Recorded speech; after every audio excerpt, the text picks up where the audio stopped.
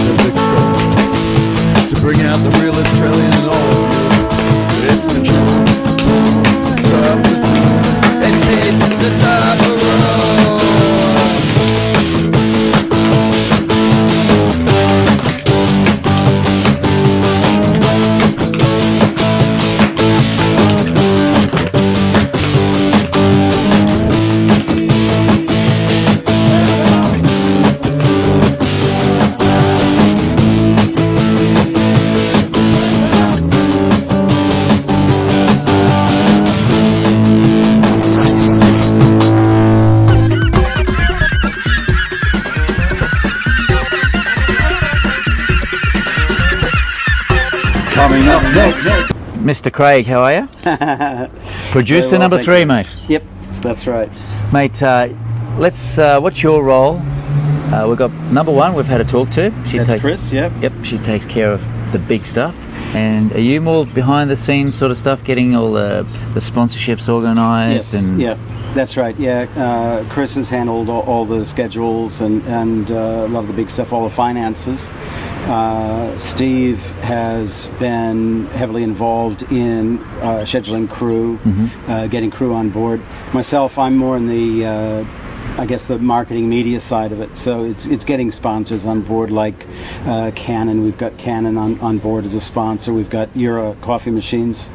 The list goes on and on. We've got Coastal Logistics, who did all our road safety.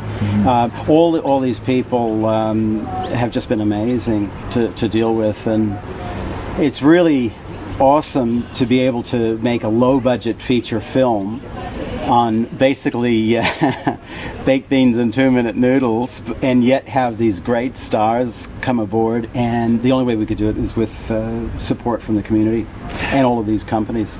but the main thing I think is yourself, because if you're not there in the marketing side and getting these things right, the film wouldn't be there.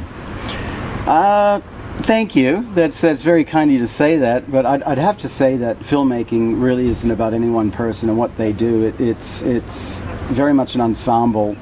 Well, actually, I think this film, Bad Behavior, is an ensemble cast. I think every single role is integral to the success of the film. And I think what we've got here is an ensemble cast and crew, people that don't put themselves above anybody else. We're all willing to chip in and grab someone a water or a coffee if they need it.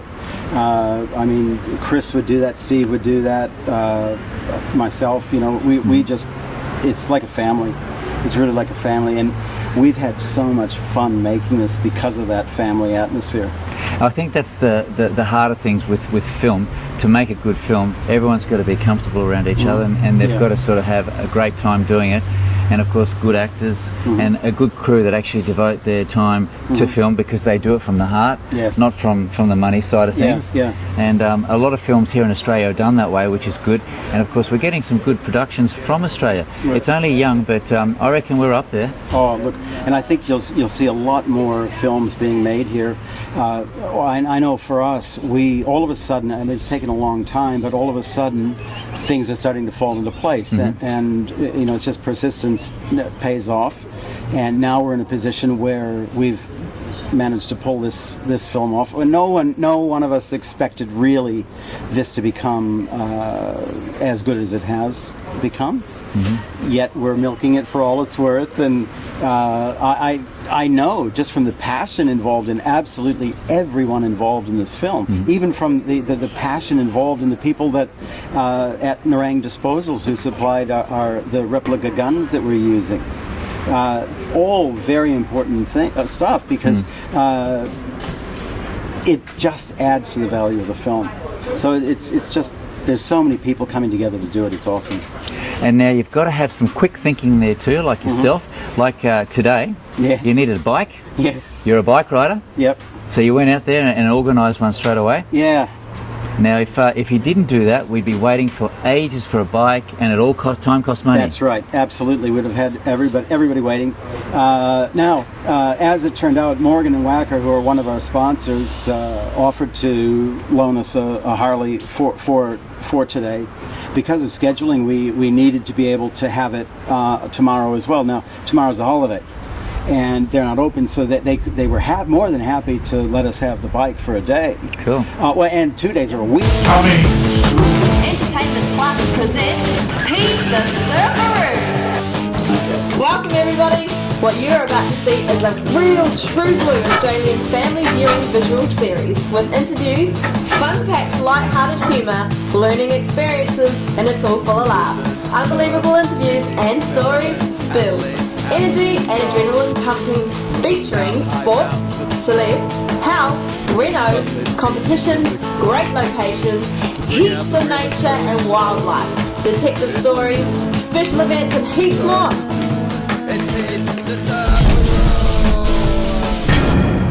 Starting producers, directors out there, wanting to start off in the business.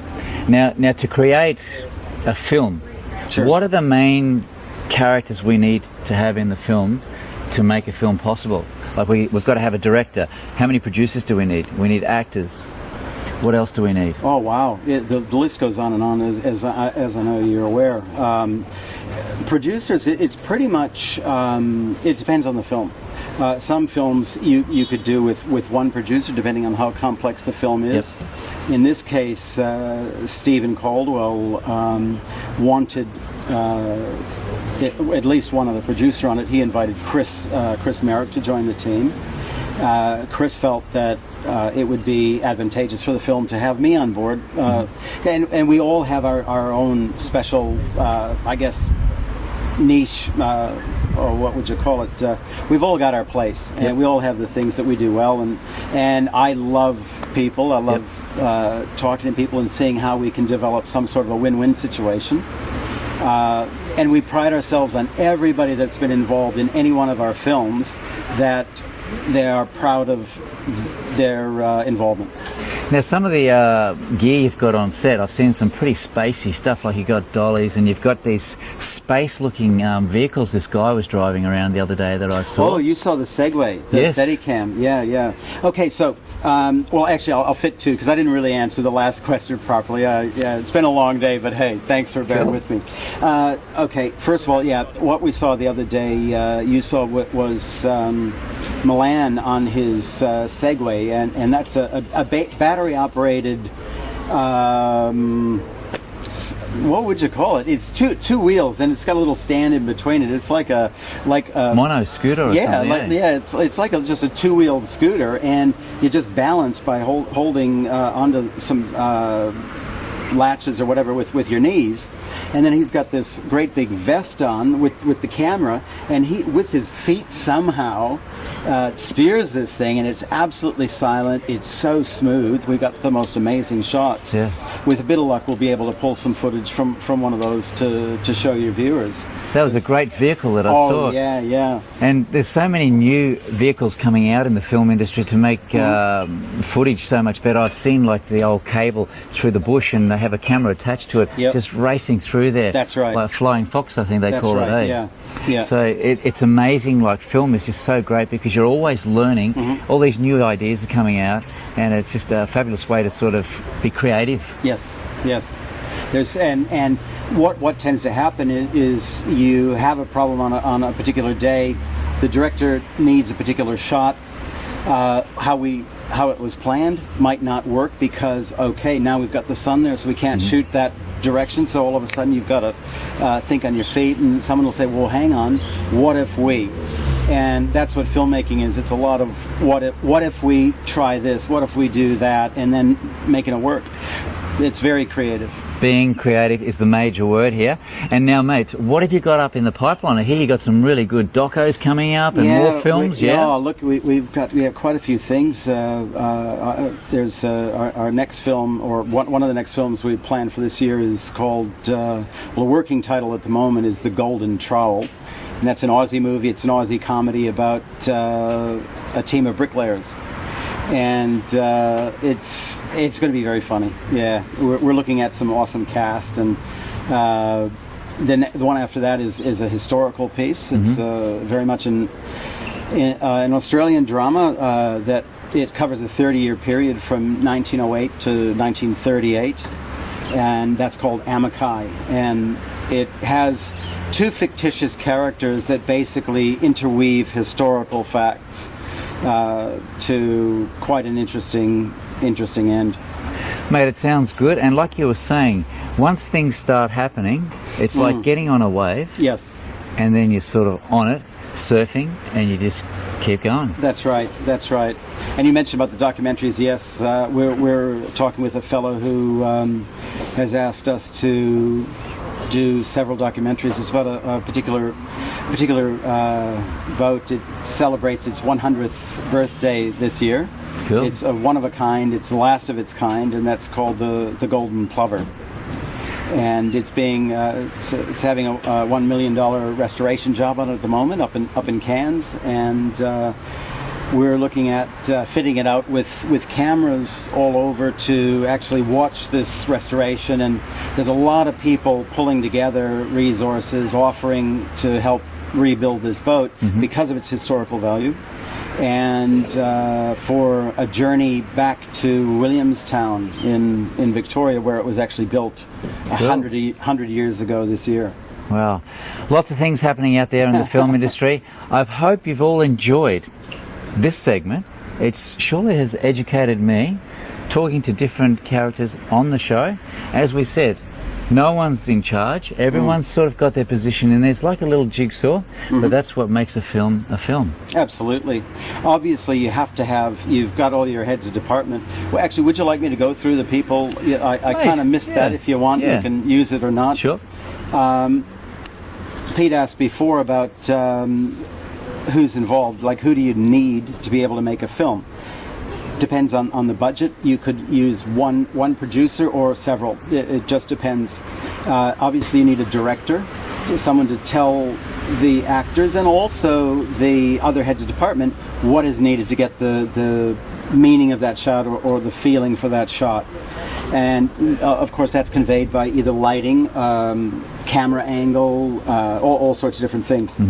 Okay, so you've got your director, then you need your cinematographer, the person who actually basically works out the shots, where you're going to situate the camera, where the lighting goes, and so then you need your gaffer who handles the lighting. Along with the camera department is your focus puller. If you're shooting a camera like we're shooting, where you need to be able to pull focus, that deals with the depth of field. Then you've got there's various assistants in each department. In lighting, you need to be able to have the right size lights aimed at the right position. You might have to have cutters or whatever so that you don't get shadows, or you do get shadows, depending on what you need to do. And then you've got to have someone who works out the look and feel of the set. So you've got a production designer that works out what colors the walls should be painted, what colors cushions should be, what color clothing should be used, and then the costume designer works with that to design or pick the clothing that's actually used for the actors, because it's all got to convey something. Well, there's a big team. Yeah, absolutely. It takes a while to get that team. There's data wranglers and makeup and hair. Of course, you got to have that. We've got some great people on this one doing Darren with his special effects and makeup, Nix with her makeup, and it's Melody Cooper's our production. She's our costume designer. She's had to make some of the costumes to suit the characters, and yeah, look, it's just awesome. And also, Craig, could you give us just an overall rundown on Bad Behaviour?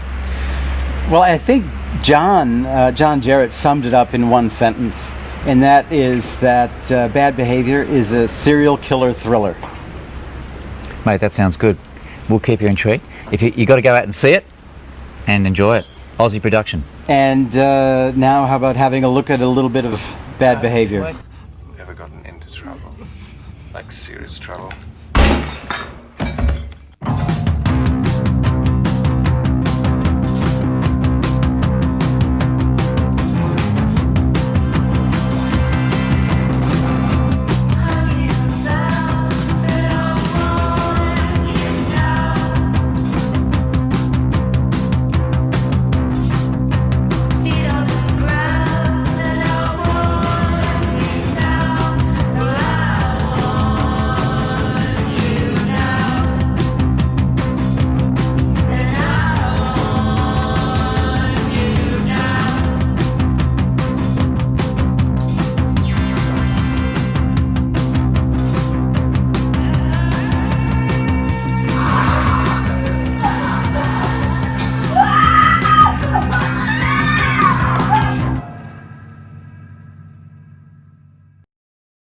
Mate, it's a pleasure talking to you. Thank you. And I'm sure we're going to see more of you, and maybe up in the awards there for one of these big major Aussie productions, That'd be awesome. buddy.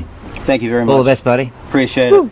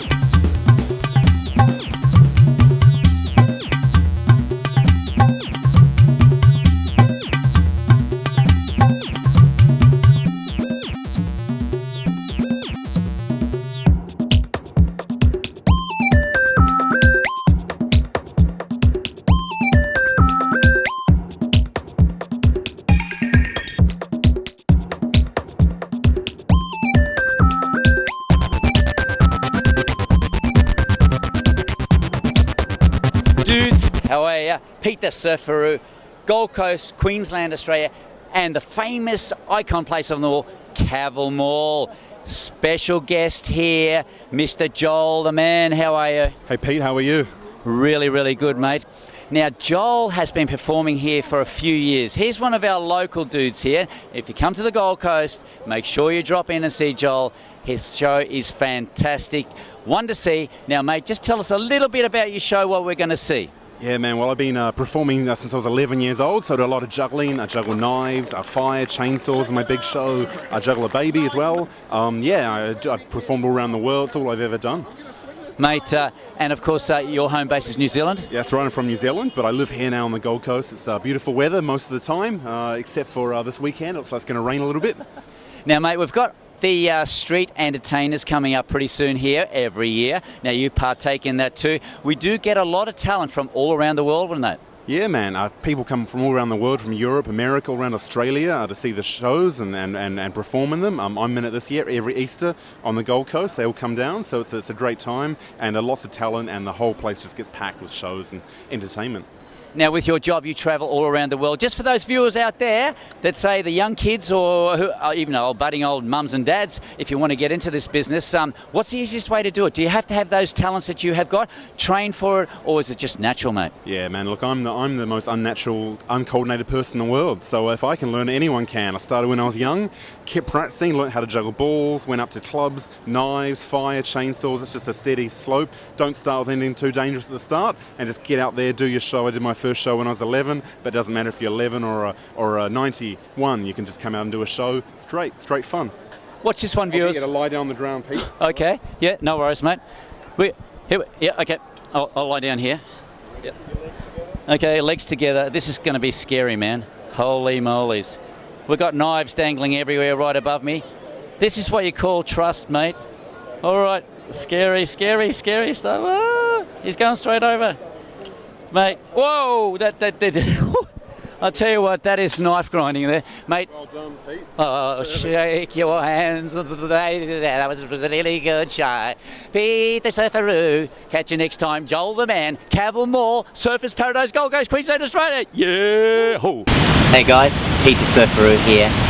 Got a real special one for you now. We've brought the Outback Spectacular to the Gold Coast here, right on the beach.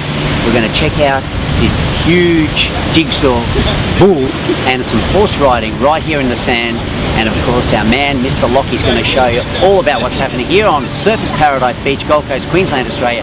Check it out all the way. Pete the Surfaroo, yeah. Hey guys, and welcome to Pete the Surfaroo. No horsing around. This is no bull. We're live on the beach with an Outback Spectacular. We've got the man himself, Mr. Lockie here, mate. How are you? Going good, mate. We're having a ball down here at the Gold Coast, come down from Longreach, Queensland, Australian Stockman's Hall of Fame and Outback Heritage Centre, putting on shows here on the beach for the public to come and have a look. Jigsaw here. Now, he's got a bit of a past. Oh, Jigsaw's, he's been with me for about 10 years. He actually lives at Longreach now, at the Hall of Fame there. He appears 6 days a week and 3 nights a week in the Outback Stockman show out there. And how much does this big fella weigh? We weighed him back at the show, so back in May, and he was just over 1,000 kilos. You're kidding. Now, you travel all around Australia doing what you do here on the beach? Up and down the eastern seaboard. We travel, sometimes we go right down to Hobart and then back up and through the middle there, promoting the show, promoting Longreach.